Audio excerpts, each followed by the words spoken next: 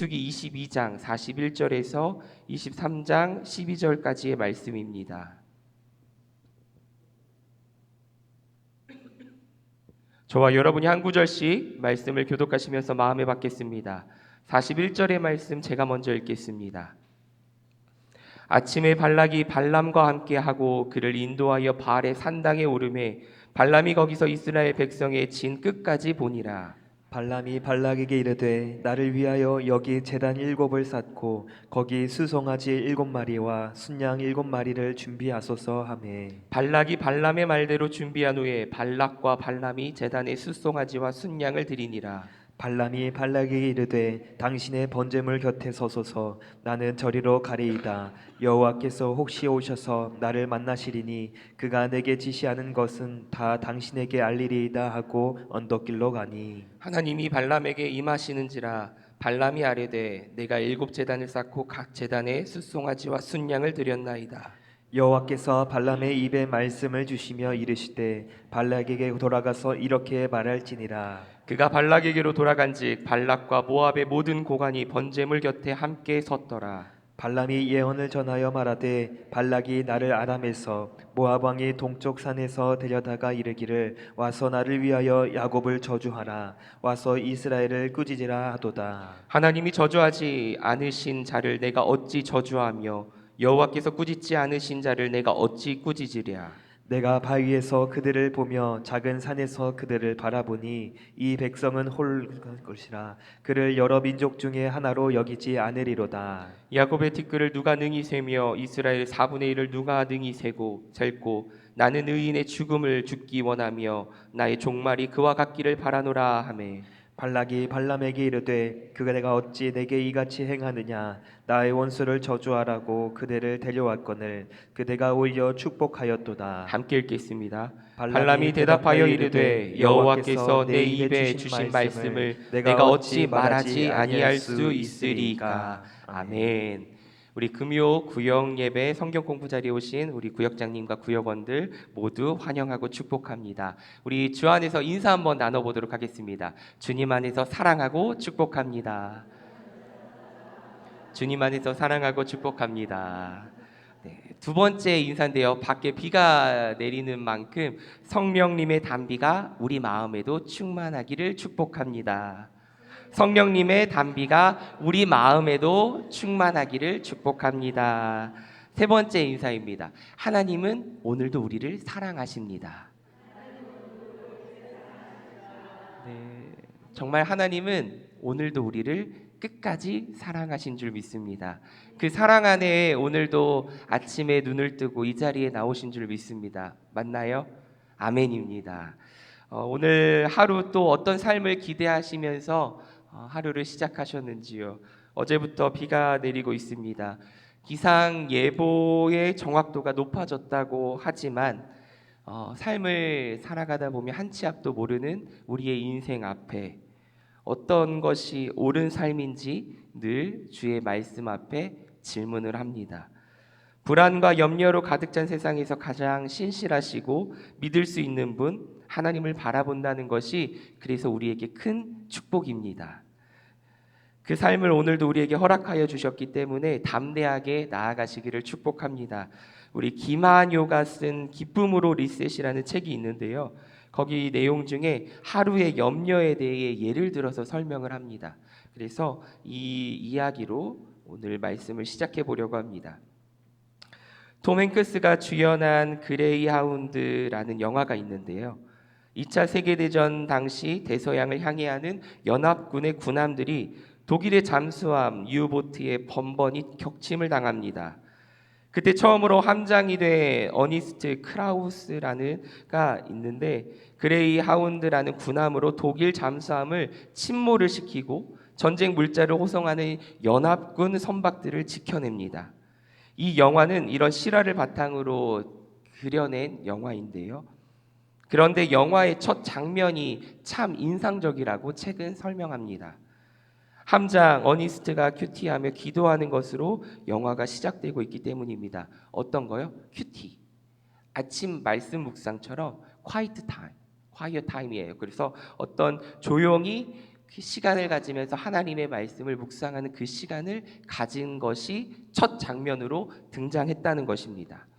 그리고 이 영화에는 함장이 기도하는 모습이 위기 때마다 계속 나옵니다. 특히 공군들이 하나님께서 자신들을 지켜주지 못한다고 할 때에 하나님께서 날개를 펴시고 기도하는 어니스트를 보호하시는 듯한 장면이 또한 영화에 등장합니다. 염려, 근심, 걱정, 염려 없는 삶을 살고 싶은 것이 인간의 마음인 것 같습니다. 그러나 우리 권사님들, 우리 구역장님, 구역원님들 잘 아시다시피 세상을 살면서 염려 없는 삶이 과연 어딨다 말할 수 있겠습니까? 그러나 염려는 우리 마음과 생각을 결코 지키지 못하게 합니다. 염려가 생기면 마음이 불안해지기 때문이지요. 가장 최악의 상황만 상상하면서 생각이 꼬리에 꼬리를 무느라 밤잠을 설칩니다. 좀채 안정이 되지를 않습니다. 마치 잠수함에 그대로 노출된 배들처럼 마귀에게 노출된 인생처럼 느껴집니다. 하지만 그럴 때일수록 그 염려거리를 기도의 제목으로 바꾸고 하나님께 감사함으로 아뢰면 그 결과 하나님의 평강이 우리의 마음과 생각을 지켜주십니다. 지금 숨을 쉴 수 없을 정도로 마음을 졸이신 분이 계십니까? 하루하루 살아갈 때 염려와 근심 걱정에 밤잠을 설치고 계신 성도님들이 계신지요? 그럴수록 더욱 기도하라 책은 말합니다. 그래야 하면 우리가 구한 바를 응답해 주시는지 아니면 더 좋은 것으로 우리를 주시는 하나님께서 오늘 우리에게 참 평강을 주신다 말씀합니다. 성경은 그것을 끊임없이 보여주고 있고요. 여러 선지자들을 통해서 그리고 하나님께서 이 땅 가운데 오셔서 우리에게 친히 보여주신 그 삶을 통해서 우리는 평강을 누릴 수 있는 줄 믿습니다. 정말 주님께 기도로 나아가시기를 축복합니다. 그래서 인사 한번 다시 하겠습니다. 어려울 때 함께 기도로 나아갑시다. 어려울 때 함께 기도로 나아갑시다. 아멘입니다. 오늘 함께 나눌 본문은 말씀 나누기 1번의 질문에서와 묻는 바와 같이 발락이 다음날 아침 발락이 소와 양을 잡아 발람과 그와 함께한 고관들을 대접한 이후에 발람을 바알의 신당이라 불리는 산꼭대기로 데리고 올라가면서 시작을 합니다. 죄송합니다. 감기가 걸려가지고 듣기가 조금 힘드시지만 집중해서 잘 들어주시면 은혜가 되겠습니다. 41절은 개역 개정 말씀은 끝까지로 번역을 합니다. 끝까지 보았다, 보게 했다라고 번역을 했지만 히브리 성경을 보면 오히려 끝자락을 보았다라는 것이 더 맞아 보입니다. 이는 거기서 이스라엘 진영의 일부만 발락이 보게 했다는 거예요. 발람을 산꼭대기로 올라가게 한 다음에 이스라엘 진영 끝까지 보게 한 것이 아니라 끝자락만 보게 했다라는 의미가 더 어울립니다. 더 맞습니다. 왜냐하면 모압 왕 발락이 의도적으로 이스라엘 진영의 그런 위상을 감추려고 했기 때문으로 보입니다. 그러자 발람은 탐닉자 혹은 백성을 망하게 하는 자의 뜻을 가진 만큼 정말 그 행동은 그와 걸맞게 행동을 하지요. 그는 640km나 떨어진 모압까지 소문이 퍼질 정도로 당시 최고의 명성가였습니다. 점술가였지요. 그는 직접 하나님의 말씀을 듣고 나귀와 대화하는 등의 기상천외한 기적을 경험했음에도 불구하고 하나님을 경외하는 척만 할 뿐 자신의 욕망을 채우는 사람에 불과했습니다. 그의 이름이 뭐라고요? 백성을 망하게 하라는 자. 무시무시하죠. 탐닉자예요. 탐닉자. 분명 그는 하나님이 하시는 말씀만 전하겠다라고 이야기를 했지만 아침에 눈을 떠서 처음 찾아간 곳은 하나님이 아니라 바알 우상의 신당이었습니다. 또한 그가 모압 왕에게 요구한 제단과 제물은 이스라엘이 하나님께 드리는 전통적인 제사와는 확연한 차이를 보입니다. 더군다나 그는 그러한 제단과 제물을 하나님이 아닌 자기 자신을 위해 준비했습니다. 발람이 겉으로는 하나님을 운운하고 있지만, 겉으로는 하나님을 찬양하고 있는 것처럼 보이지만 사실 자신의 사욕을 채우는 도구로 하나님을 악용했습니다. 이에 발람은 7개의 제단을 세우게 하고 제단마다 소와 순양 한 마리를 바치게 합니다. 그런데 여기서 밀그롬이라는 학자가 있는데요. 여기에서 메소포타미아에서는 짐승을 모두 채우는 범죄물을 드린 적이 없다. 메소포타미아에서는 그런 행위를 하는 것이 없다라고 이야기하면서 희생 짐승을 신들의 음식으로 제단 위에 펼쳐 놓았다는 그 사실을 가정하에, 제 이야기가 잘 들리시나요? 감사합니다. 저는 제가 이야기하면서도 얼마나 듣기 싫어하실까라는 생각이 드는데 괜찮습니까? 아유, 감사합니다. 이 학자가 주장해서 하나님이 이 제사를 받지 않으셨다라고 주장을 해요. 메소포타미아에는 모든 번제물을 태우는 그런 행위가 보이지 않기 때문에 제사를 받지 않으셨을 것이다라고 이 학자는 주장을 하는데, 어찌되었건 본문은 발람이 그 짐승들을 번제물로 바쳤다라고 분명하게 진술하고 있지요. 또한 여기서 나타나는 숫자 7, 숫자 7은 이방에서도 중요한 의미를 지니지만 이스라엘에서도 중요한 숫자가 7 아닙니까? 게다가 3절은 제사의 제상이 여호와 하나님이었다라고 이야기하고 있습니다. 하나님께서 이 제물을 받으셨건 받지 않으셨건 이 발람을 사용하셨다는 거에 우리는 주목해야 합니다. 발람을 하나님이 사용하셨다. 이 발람이 누구라고요? 이스라엘 백성을 어지럽게 하는 자, 탐닉자예요. 탐닉자. 이 자를, 악한 자를 하나님이 사용하셨다는 것에 우리는 주목해야 합니다. 좀 더 나아가면 사랑하는 성도 여러분, 이 발람이 발람만의 행동으로 끝나는 것이 아니라 항상 성경은 우리를 조명하고 있지요. 우리의 삶을 비추어 보고 있지 않습니까? 이는 나의 유익을 위해 하나님을 이용하려 했거나, 나도 발람처럼 하나님의 뜻을 알면서도 내 입장을 먼저 고수하고 욕심을 부리고 그래서 하나님의 말씀에 불순종한 삶을 살고 있지는 않은지 우리의 삶을 되돌아보자는 겁니다. 어떤 삶을 살고 계시나요? 발람과 같은 삶을 살고 계시나요? 겉으로는 하나님을 잘 믿는 척, 겉으로는 거룩한 척. 근데 막상 실상은 나의 욕심으로 가득 찹니다. 나의 죄악으로 가득 차서 하나님의 영광을 가리우는 삶을 살고 있지는 않은지 정말 우리는 말씀 앞에 나의 삶을 비추어 볼 수 있어야 합니다. 근데 우리는 말씀을 들고 또 누구한테 가냐면 내 가족한테 갑니다.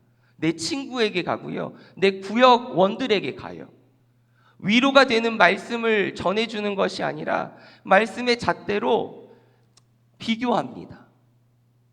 발람의 모습이 우리의 모습이 아닌가 늘 말씀 앞에 비추어 봐야 함이 여기에 있습니다. 내 가족한테 잣대를 들이밀고 말씀이 어떤 무기가 되어버립니다. 나는 그러한 삶을 살지도 못하면서 교회를 열심히 다니고 예배를 열심히 드리고 기도를 열심히 하는 것 너무나도 중요합니다. 하지만 그 이후에 나의 삶이 정말 하나님 앞에 진실된 삶인지 늘 점검해야 돼요. 발람이 그런 이중적인 삶을 살고 있었기 때문에 하나님은 그를 책망했고, 오늘의 핵심은 그것이 아니라 그 발람도 하나님이 사용하셨다는 것에 우리는 주목하고 있지만 발람의 삶이 나의 삶은 아닌지 되돌아봐야 합니다. 십계명의 세 번째 계명은 너는 내 하나님 여호와의 이름을 망령되게 부르지 말라.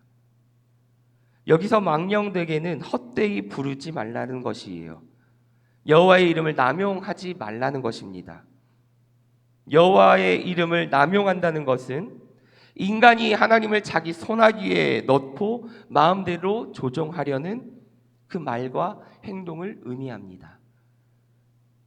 발람이 하나님을 불렀던 까닭은 자신의 이익을 위해 하나님을 이용하였기 때문입니다. 그래서 책망했고 내가 하는 말을 그대로 전하기만 하여라 라고 하나님은 발람에게 이야기하지요.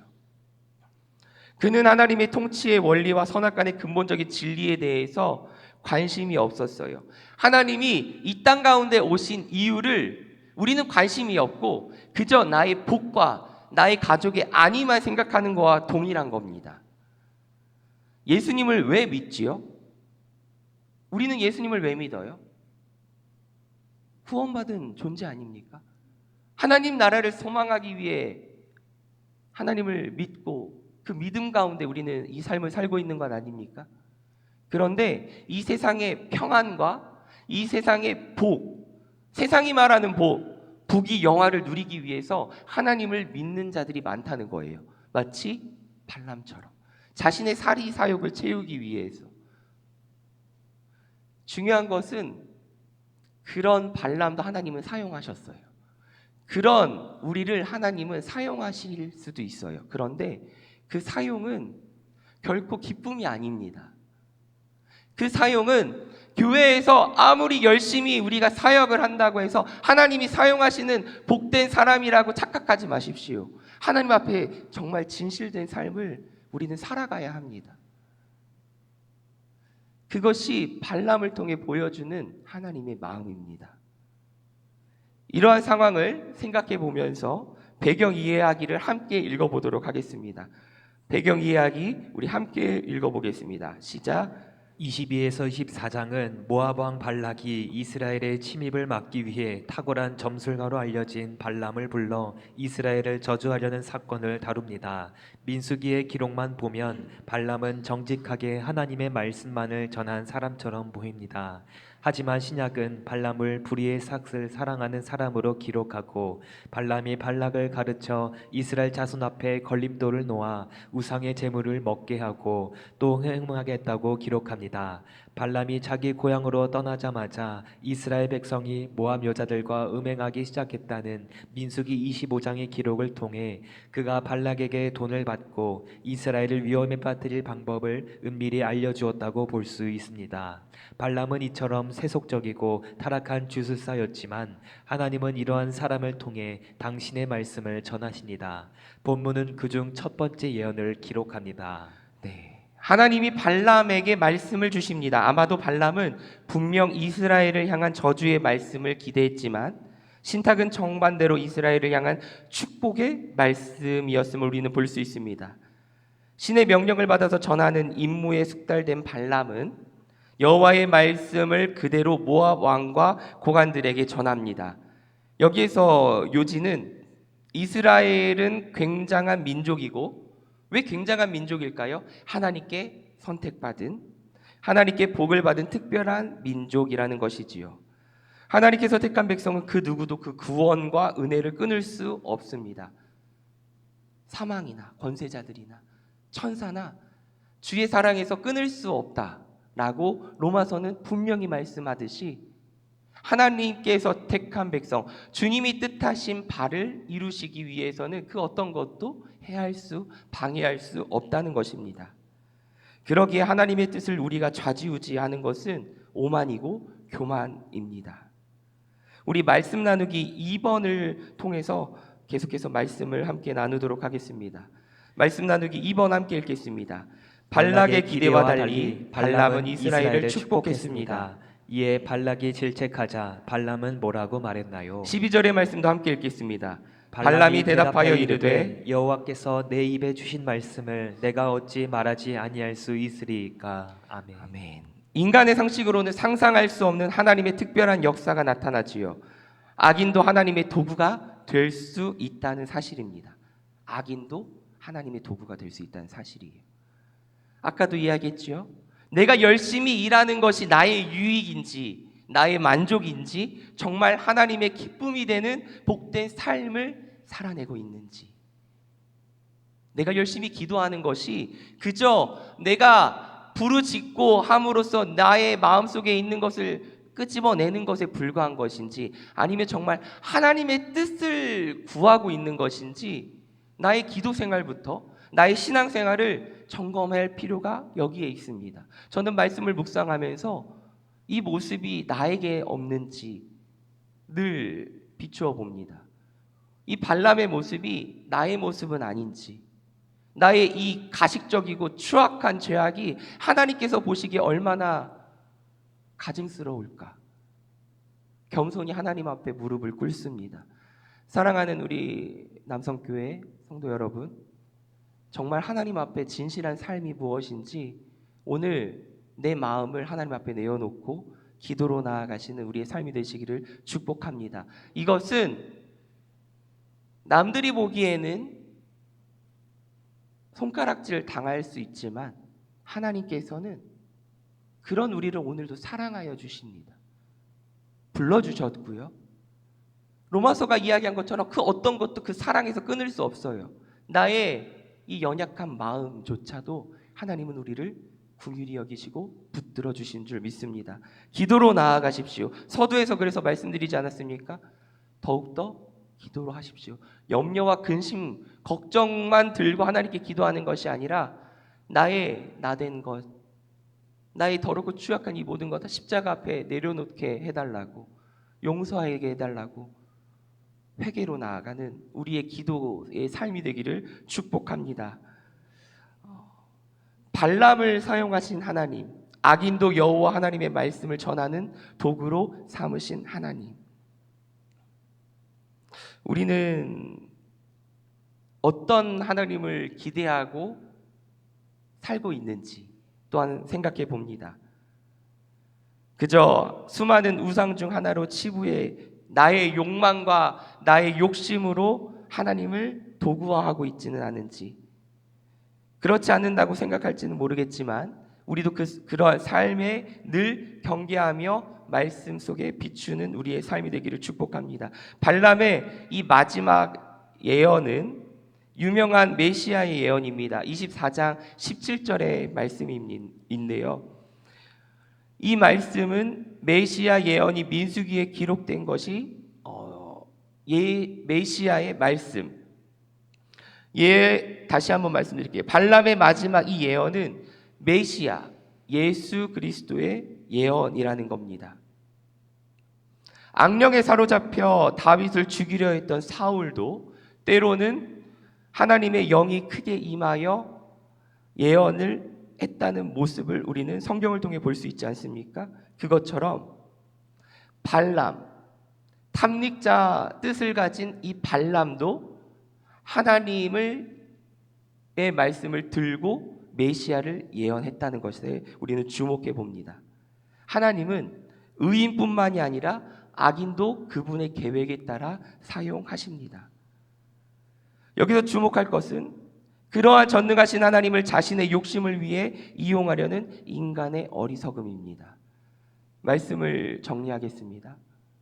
나의 신앙생활, 나의 교회 생활이 거룩해 보이고 때로는 저분은 정말 신실해 보여, 정말 좋으신 분이야, 믿음 생활 정말 잘하셔, 그런 겉모습이 하나님이 정말 기뻐하시는, 그리하여 하나님의 기쁨이 되는 도구로 사용되고 있는지 아니면 악인의 도구로 사용되고 있는지 우리는 판단할 수 없지만, 그래서 판단할 필요도 없지만 그 말씀을 나의 삶에 비추어 보아서 나는 정말 그런 하나님의 기쁨이 되는 삶을 살고 있는지, 혹 악인인 나를 하나님이 도구로 사용하고 계시지는 않는지, 이왕이면 우리는 하나님의 기쁨이 되는 정말 진실된 하나님께서 기뻐하시는 그 도구가 되기를 원하지 않습니까? 그 삶을 살게 해달라고 오늘 기도로 나아가기를 소망합니다. 그리고 혹 곁길로 빠져나가서 방황하고 있는 우리 구역 식구들이 있다면 기도로 하나님께 중보하며 그 삶이 다시금 주님의 기쁨이 되는 도구로 사용되게 해달라고, 그리하여서 하나님의 기쁨을 누리고 그 속에서 참된 평안과 감사를 마음껏 찬양하는 복된 삶이 되게 해달라고 우리 함께 축복해주며 기도로 나아가기를 소망합니다. 한 주의 삶, 그런 삶을 살아내실 길을 좋으신 예수님의 이름으로 축복합니다. 아멘. 우리 말씀 다지기 함께 읽고 기도하겠습니다. 발람은 하나님의 뜻을 알면서도 불의의 삭슬 사랑에 거짓된 길을 갖고 하나님 말씀을 전하겠다고 하면서도 자기 욕심을 채우고자 했습니다. 그럼에도 하나님은 발람을 사용하셔서 메시아의 등장을 예언하게 하셨습니다. 거룩하신 하나님 이름을 부르면서 동시에 자기 욕심을 추구하는 발람의 이중적인 모습을 경계해야 합니다. 누구든 하나님과 재물을 겸하여 섬기지 못합니다. 하나님 말씀을 삶의 기준으로 삼고 따르며 주님과 동행할 때 유혹을 이기고 죄로부터 마음을 지킬 수 있습니다. 아멘. 이 삶이 오늘 우리에게 주어졌습니다. 아멘. 그것을 붙잡고 누리시기를 축복합니다.